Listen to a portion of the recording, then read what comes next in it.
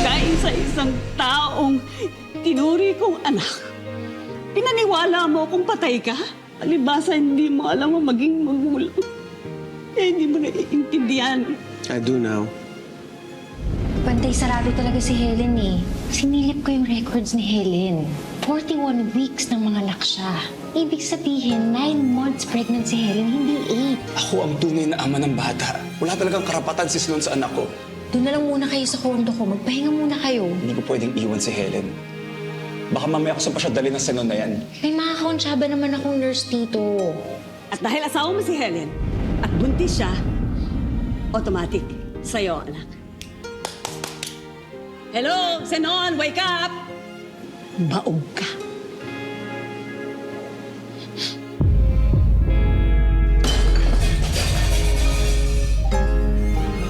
Hindi ka nga patay, pero nawala na yung Zenon na kilala ko. Buntis na siya nung pinagtataguan ka. Klarong-klarong ayaw ni Helen sa'yo. Pwede ho ba? Lumayo-layo kayo sa anak ko? Ang tapang mo na ngayon. Hindi si Zenon ang tatay nito. And yet, willing pa rin siyang akuin ng bata. Unfair, baby. Wow, ano ba? Bastos ka! Sige, subukan nyo. Pag dinamay nyo pa ang anak ko sa kagaspangan ng ugali nyo, hindi lang yan yung matitikman nyo. Pwede, umuwi na kayo. Baka ako kasi magtawag na ng polis yung admin. Kapapanganak pala ng asawa ko. Nandiyan na rin yung baby namin sa loob. Di ba ho ang balita sa loob? Hindi daw kayo asawa, hindi kayo pasyente o kasama ng pasyente. Sunod, tama na, pwede. Pakawalan mo na kami. Kailangan ko makita ang best friend ko, ang kuya ko, at higit sa lahat si Rod. Hinding-hindi mangyayari yan. Kailan ba magiging klaro sa'yo, Zenon? Hinding-hindi ka magiging ama ng anak ko. Gusto ko ibalik mo sa amin yung pangarap na inagaw mo sa amin ni Rod. Zenon! Zenon!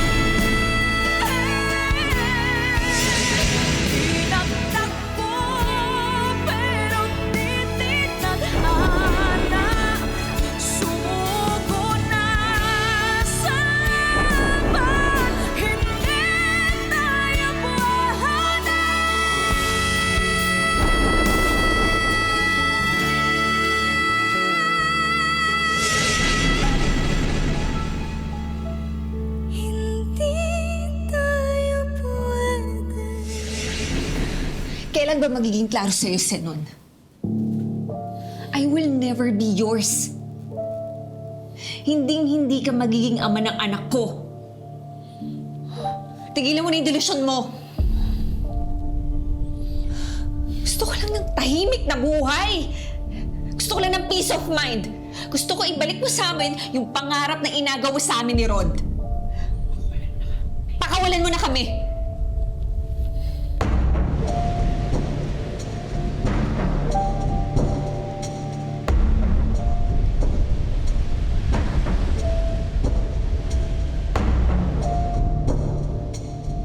Sir, sorry na, atasan lang. Kung pwede, umuwi na kayo. Baka ako kasi magtawag na ng polis yung admin.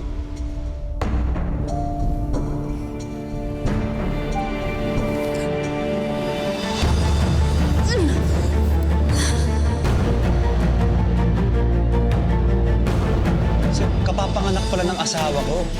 Nandiyan na rin yung baby namin sa loob. Kailan pa naging bawal yun? Di ba ho ang balita sa loob? Hindi daw kayo asawa. Kung ako sa inyo, sir, balik na lang kayo bago pa kayo mapatrobol. Kasi officially, hindi kayo pasyente o kasama ng pasyente. Sige na, sir.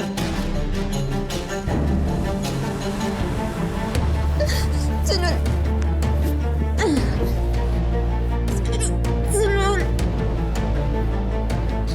ka rin talaga titigil, anak. Pinili ko na nga eh. Patatawarin na nga kita sa pagtataksil mo eh. Aangkinin ko na ang bata. Ipipilit mo pa rin ang gusto mo. Boss, hindi niyo po naiintindihan. Hindi ako masamang tao. Yung tao nagkiklaim na siya yung asawa, siya yung masamang tao. Pipilit mo ang gusto mo? Ipilit mo ang gusto mo. Hindi ako magsisisim patayin si Rod.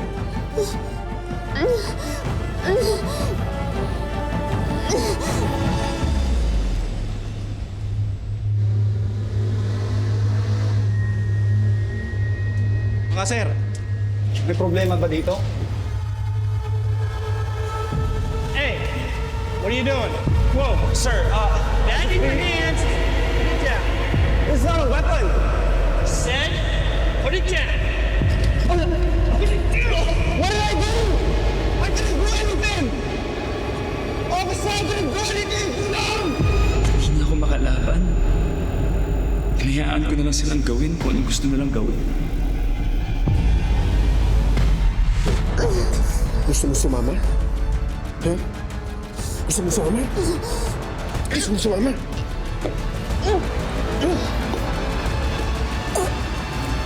Sige na, sir.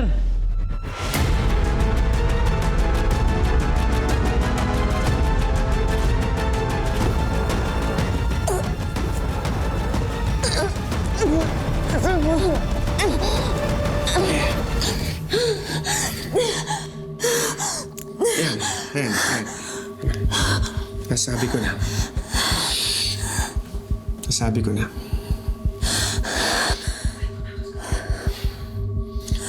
Yan, kahit saan kayo pumunta ni Rod, magtago kayo. Magagawa kong matuntun kayo. Kahit saan lupalop ng mundo.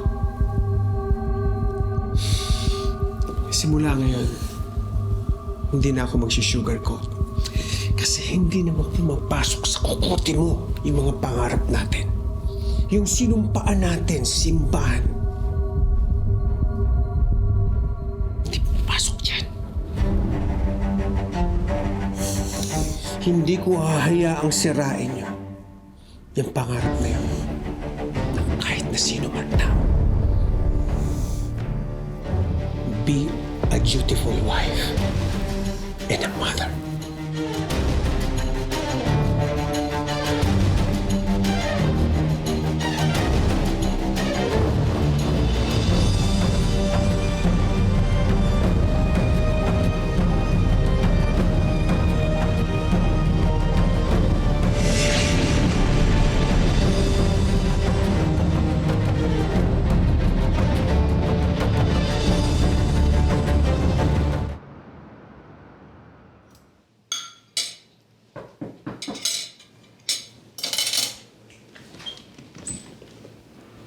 Rod,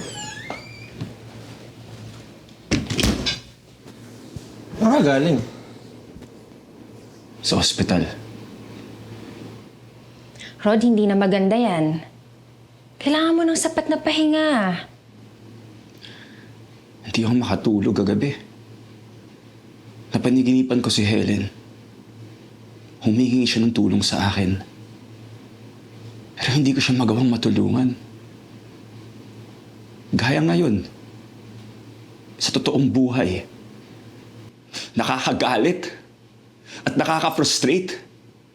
Kapapanganak pa lang ni Helen, pero hindi ko man lang magawang makita yung mag-ina ko. Hindi ko man lang sila makita at mayakap. Napakawalang kwenta kong tao. Napakawalang kwenta kong ama at partner kay Helen. Huwag mo nga sabihin yan. Oo, tama ka, malas yung baraha mo ngayon, pero hindi ibig sabihin nun, give up ka na? Ilang taon ka nag-survive, tol? Kakayanin mo yan. At nandito kami para tulungan ka, Rod. Tandaan mo, best friend ko si Helen at literal na parang kapatid ko na rin to si Kuya Ryan. Kaya hindi ka nag-iisa sa laban na to. Salamat. Pero paano natin gagawin yun? Lahat ng entrance at exit, lahat may bantay. Inobserbahan ko, laging random yung pagpapalit nila. Imposibleng makapasok tayo dun. Naaalala ko may isang lumang entrance sa ospital na hindi na ginagamit ngayon. Nirenovate yun a few years ago pero pwede pa naman pasukan yun. Tapos,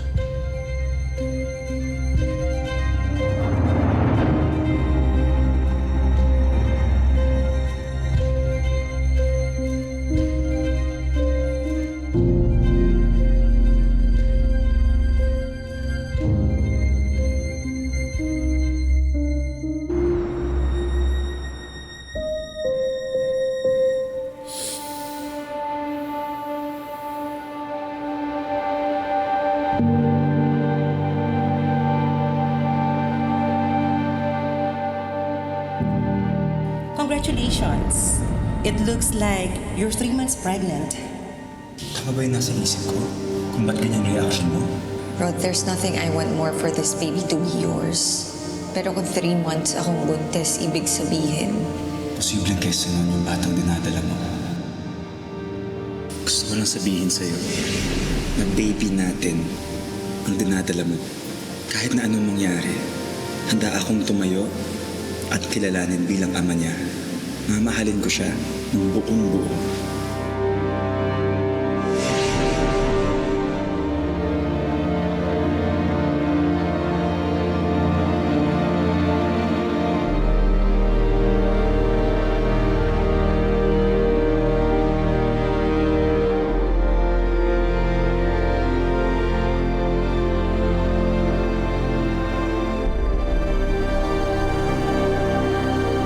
Premature? 8 months po kasi nung pinanganak ko siya. Siguro nagkamali ng estimate ang previous doctor mo. Your baby is a healthy 9-month-old. 9 months? Ibig sabihin, si Rod ang tatay mo?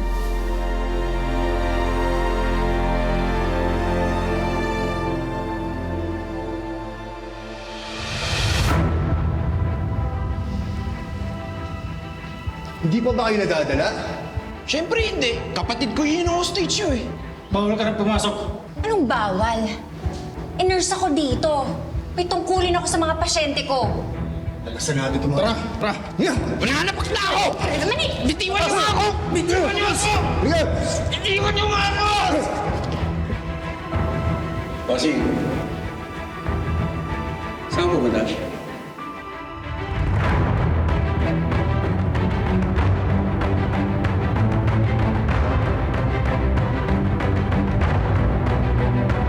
Hiya! Wala na pa na ako! Naman eh! Bitiwan niyo nga ako! Bitiwan niyo ako! Hiya!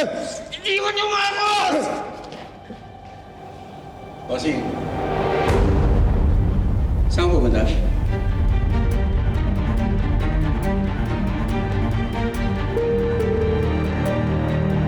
Ay, Dok. Sige, pwede na kayo ba?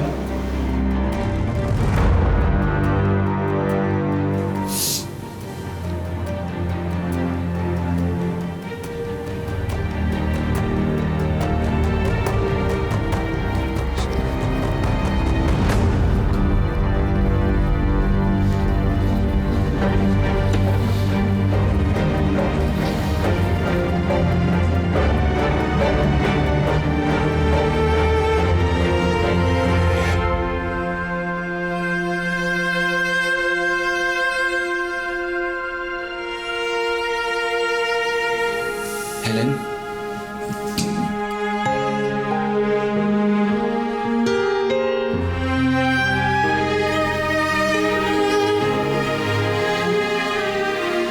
Rod, Hindi tayo pwede inagtagpo, pero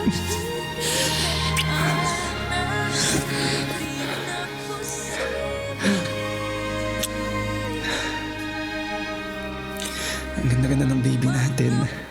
puso'y wag natin pahirapan. Pwede ko ba siyang kargahin? Sa laban, hindi Dahan-dahan, dahan-dahan.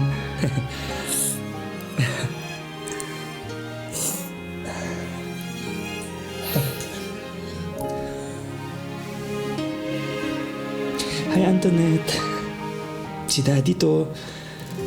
Ako nga pala yung napakakulit habang nasa loob ka pa ng tiyan ni Mommy. Ang ganda-ganda mo.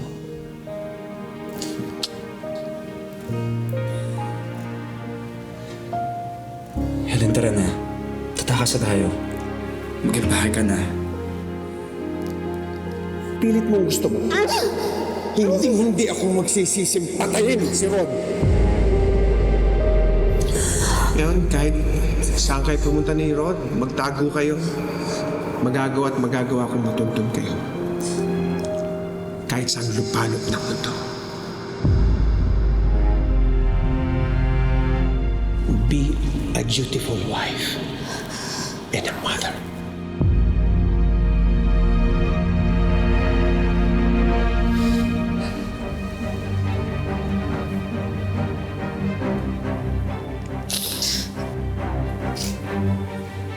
Rod.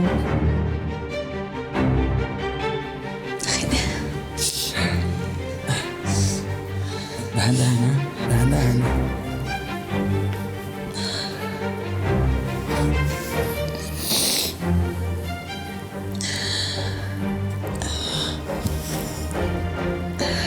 Rod, iwan mo na kami. Umalis ka na.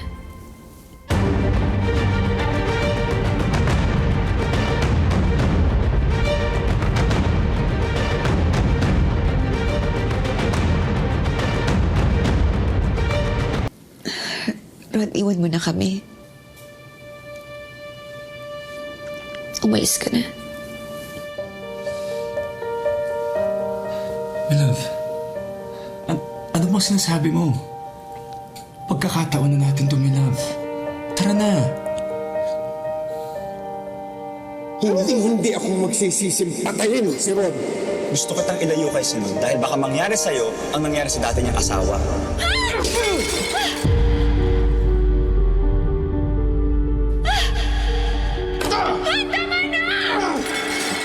Na siya ang nakapatay.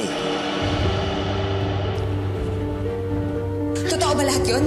Totoo ba lahat ng sinabi ni Rod? Oo, totoo yun. Totoo lahat ng sinabi niya, lahat ng pinakita niya. Totoo may kinalaman ako sa nangyari sa kanya sa Amerika. Officer, please stop! Don't hurt him! Totoong ako ang dahilan kung bakit kayo naghiwalay. Sige na, Rod. Umalis ka na. Umalis na kayo ni Kuya. Iwan mo na kami. May love, may problema ba? Ba't ka ba nagkakaganyan? Ano ba nangyayari sa'yo? Ipilit mo gusto mo. Hindi ako magsisisim patayin si Rod. Sinon! Sinon!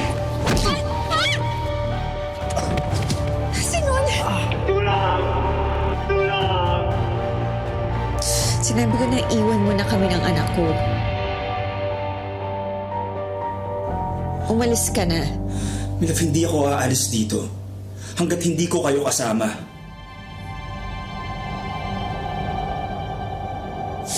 Guard! My love, Guard! my love, anong ginagawa mo? Umalis ka na, Rod. My love,